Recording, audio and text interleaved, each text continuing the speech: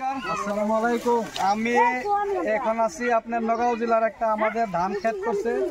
এই ধানটার বিষয়ে জানবার লাগিয়া আমি আমাদের সামনে আছে আমাদের কৃষক, ওনার থেকে আমি কিছু মন্তব্য নেওয়ার চেষ্টা করব যে এই ধানটা উনি লাগাইয়া কি রকম পাইছে আর এটা কি ধান ভালো লাগে। দাদা আপনার নামটা একবার দেন, পরিচয়টা। নুর ইসলাম, আপনার গ্রাম? পশ্চিম নারাবাড়ি, জেলা নগাঁও। আপনার এই ধানটা কি ধান লাগাইছেন আপনি? 24-24 পান কোম্পানির? পান কোম্পানির 24-23।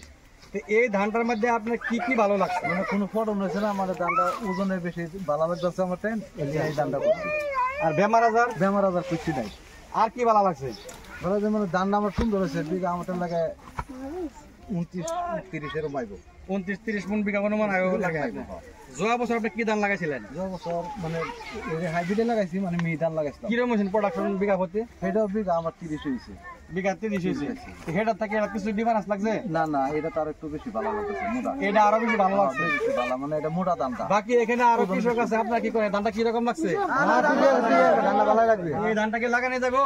হ্যাঁ, এটা লাগানো ভালো লাগছে তো? হ্যাঁ, ভালো লাগছে, সুন্দর। কি কি ভালো লাগছে এবার কোন তো? মানে বেমার আজার কম, ধরুন দ্বিতীয় ধানটা পুক্ত হয়েছে, ধানটা সেটা কম হয়েছে, এলে মুসরা মানে আমরা করবার লাগে, মানে পরবর্তী আপনার এই ধান লাগাবেন তো? হ্যাঁ লাগাই।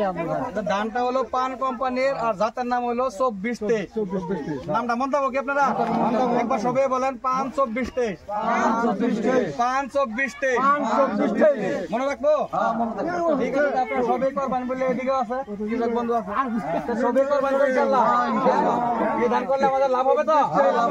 ঠিক আছে, তো সবাই এই ধানটা পরবর্তী আপনারা করবেন। ঠিক আছে, ধন্যবাদ। ঠিক আছে।